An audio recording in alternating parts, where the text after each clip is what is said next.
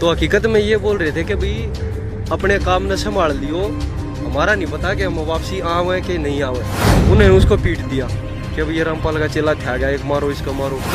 Channel बदलते बदलते गुरुजी दिखे तो मैंने एकदम से गाली दी, मगा रही और रामपाल हमारे घर ने किता गया। मगा राकस मगा भाई टीवी फोड़ना पड़ा।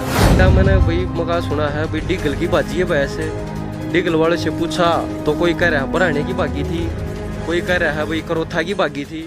क्या नाम है सर? जय किशन दास अम्बी जी। कहाँ से हो? गांव बराना, जिला झज्जर, हरियाणा। संत रामपाल जी के विषय में क्या कहना चाहोगे? सर जी, संत रामपाल जी महाराज के विषय में मैं क्या कहना चाहूँ। मैं एक बहुत बुरा इंसान था, जो मैं आर्य समाजियों के बहकावे में आकर गुरु जी को बहुत अच्छा बुरा बोलता था। और जो 2013 में जो कांड हुआ था बरवाड़ा, करोथा कांड जो हुआ था 2013 में, मैं जो है अपने गांव से हम पूरे गांव के लोग इकट्ठा हो गए और ढोल बजा बजा के गांव इकट्ठा किया था कि भाई चलो रामपाल का लठ मार गावेंगे भाई वो जो है। और मैं भी भगत जी जो समाज से सुनता था, आर्य समाजियों से पर्चे भी बांटते थे, उनसे सुनता था भी वहाँ पे बहुत गलत काम होता है, वहाँ पे मतलब जो है बहन बेटियों को भी गलत तरीके से यूज किया जाता है। तो मैं सोचा सर जी मगा भैया तो एक बुराई है हमारे एरिया में, इसको मिटाना चाहिए। देखो भगत जी, मैं अपनी ओर से ठीक था कि भाई ये यहाँ पे इतना गलत काम जो हो रहा है तो समाज का साथ देना ज़रूरी है और ये बुराई यहाँ से ख़त्म करनी है। तो भगत जी हम वहाँ से चले, गांव से पूरा गांव ढोल बजाता हुआ चला भाई, और हम सबसे आगे थे। और डिगल में से ये भी बोलते जा रहे थे, जब रोड के ऊपर से जा रहे थे औरतें निकल के आ रही थी देखने के लिए क्या हो रहा है क्या हो रहा है। तो हकीकत में ये बोल रहे थे कि भाई अपने काम ने संभाल लियो, हमारा नहीं पता कि हम वापसी आवे कि नहीं आवे। मतलब मरने के लिए तैयार थे, बिल्कुल जान देने के लिए तैयार कि भाई ये यहाँ से रामपाल को हटाना है, चाहे जान जाओ चाहे कुछ भी हो। तो भगत जी डिगल में जा लिए, जब कुछ डिगल वासी भी हमारे साथ हो लिए जत्थे में कि भाई चलो भाई जब बराना है पूरा उठ के आ गया, तुम पीछे क्यों रहो। तो उधर से गोची गांव के उठ के आ गए। तो भगत जी हम जैसे ही टूल टैक्स पार किया तो मिलिट्री इतनी ज़्यादा खड़ी थी कि भाई हम वहाँ पे जा नहीं पाए। तो खेतों में चले गए, खेतों में पूरा दिन भूखे प्यासे बैठे रहे। हालांकि हमने किसी का हाथ नहीं लगाने पाए, किसी भगत का हमने कुछ किया नहीं। दूर से ही बोल रहे थे कि भाई नाश कर देंगे, ऐसे कर देंगे। और भक्तों को देख भी रहे थे हम दूर से कि भाई हाथ जोड़ते आ रहे हैं और भाई बसों में बैठ रहे हैं। फिर भी सोचे यार भाई ठीक है, जो कुछ हो गया, अपना शाम को वापसी आने लग गए। तो हमारे गांव का ही, हमारे पड़ोस का ये भगत था, तो वो डिगल बस स्टैंड पे मिल गया। मैं थोड़ा पीछे रह रहा था, जो हमारे साथ थे बंदे, हमारे बिल्कुल रिलेटिव जो साथ में गए हुए थे, उन्होंने उसको पीट दिया कि अब ये रामपाल का चेला था गया, एक मारो इसको मारो। तो पीट दिया भगत जी।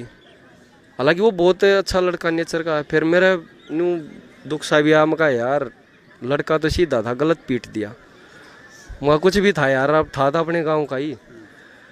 तो भगत जी फिर मैंने 2014 में गोरड गांव में पुस्तक सेवा हो रही थी, 2013 की बात है शायद, 2013 गोरड गांव में पुस्तक सेवा हो रही थी। तो ज्ञान गंगा पुस्तक लेके घूम रहे थे भगत जी।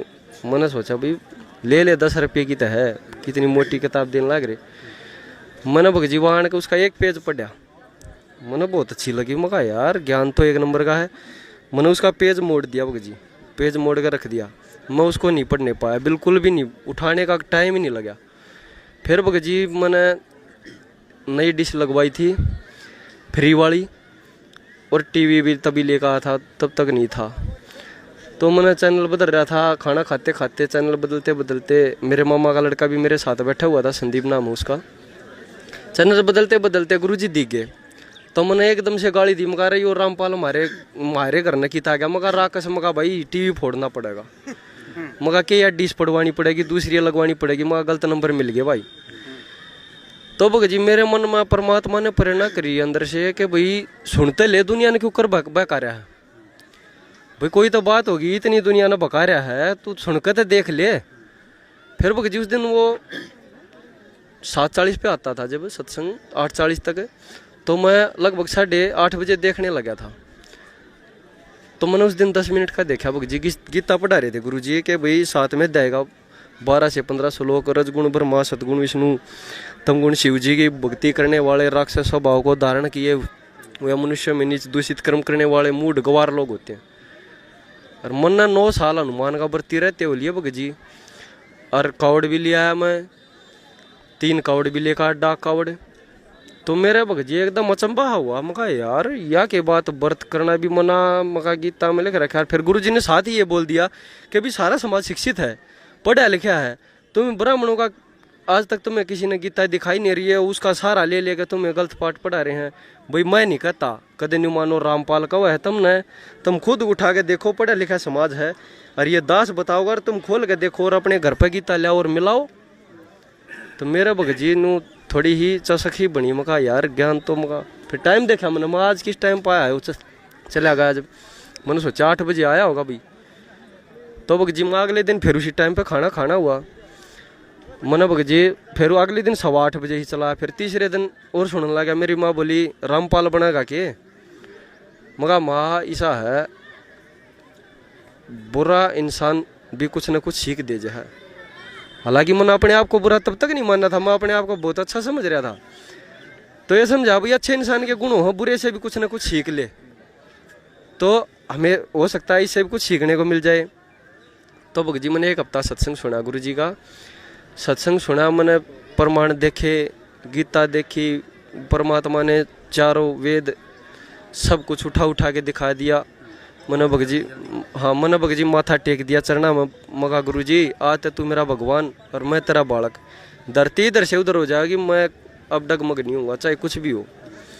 तो भगत जी मैंने 10 महीने तक सत्संग सुना गुरु जी का। 10 महीने के बाद चसक बन गई। मैंने अरदास लगाई आश्रम में परमात्मा निकालने का टाइम दो। उसी दौरान मेरे को गुरुजी ने एक प्राइवेट नौकरी भी दिलवा दी थी, और आज सरकारी शायद कम पड़ जाएगी उसके बराबर, परमात्मा ने उसी नौकरी पर लगा हुआ तब से।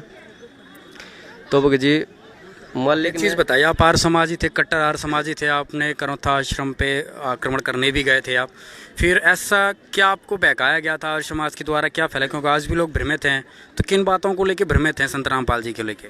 भगत जी देखो, हमारे एरिया में एक बात चली हुई है कि भाई वहाँ पे जो है भैंस ने प्रसाद खाया और भैंस आश्रम में भागी, कि कोई लेडीज आश्रम में गई हुई थी, तो उधर उसने वो प्रसाद खुद तो खाया नहीं, भैंस को डाल दिया, भैंस भागी। तो भगत जी मैंने इस तय तक भी गया, मैंने भाई मगा सुना है भाई डिगल की भाजी है भैंस। डिगल वाले से पूछा तो कोई कह रहा है बराने की भागी थी, कोई कह रहा है भाई करौथा की भागी थी। तो मगा भाई वो ऐसा इंसान तो मशहूर हो जाता है, भाई जिसकी बाजी है वो सभी बोलते हैं इसकी बागी, लेकिन वो अपना आदमी आज तक ऐसा कोई नहीं मिला कि भाई उसकी भैंस बागी है। ठीक है, मैंने तब से विचार लगाया, मैंने भाई मगा भाई ठीक है, ये समाज दुनिया ही बहक आए हुए में हम गलत आए हुए थे। आर्य समाजियों ने कहा था ऐसा हुआ है, वहाँ तो जेवर मिले हैं औरतों के, हैं अखबारों में भी देखा था कि भाई वहाँ पर तो इतनी बोरी जो मंगलसूत्र मिले औरतों के हैं, और ये मिला और ये वो मिला। मतलब बहुत अच्छे से अच्छा इंसान अगर उस बात को सुन लेना तो वो भी उनके बहकावे में आया हुआ ही था। लेकिन भगत जी मैंने जब तय तक गया, ज्ञान सुना भगवान का, जब परमात्मा ने दया की, और मेरे को एक दिन जब भगवान ने मेरे को नाम लेने के लिए बुलाया था, तो उस दिन दोपहर में मैं सो रहा था, मेरे को दर्शन दिए परमात्मा ने और बोला बेटा कल आजा नाम लेने के लिए। तो मेरी एकदम से आँख खुल गई। मगा यार कल तो दिल्ली का चक्कर है, गाड़ी लेके जानी है सुबह सुबह, और मगा दोपहर को 2-3 बजे आ जाएगा, और बरवाड़ा दूर है यहाँ से, कैसे जाया जाएगा? तो परमात्मा ने वो भी मेरी समस्या हल की। शाम को 5 बजे मेरे पास फ़ोन आ गया था कंपनी से कि भाई कल गाड़ी नहीं लेके जानी है। तो परमात्मा ने दया की और मैं नाम लेने के लिए गुरुजी को मैंने बताया, गुरुजी मैं ऐसा हूँ। गुरुजी ने बोला कोई बात नहीं बेटा, ये सारा समाज ही ऐसा है, नाम ले और परमात्मा की दया से मौज कर, तेरा कोई कुछ नहीं कर सकता। बंदी छोड़ सद्गुरु रामपाल जी महाराज की जय हो।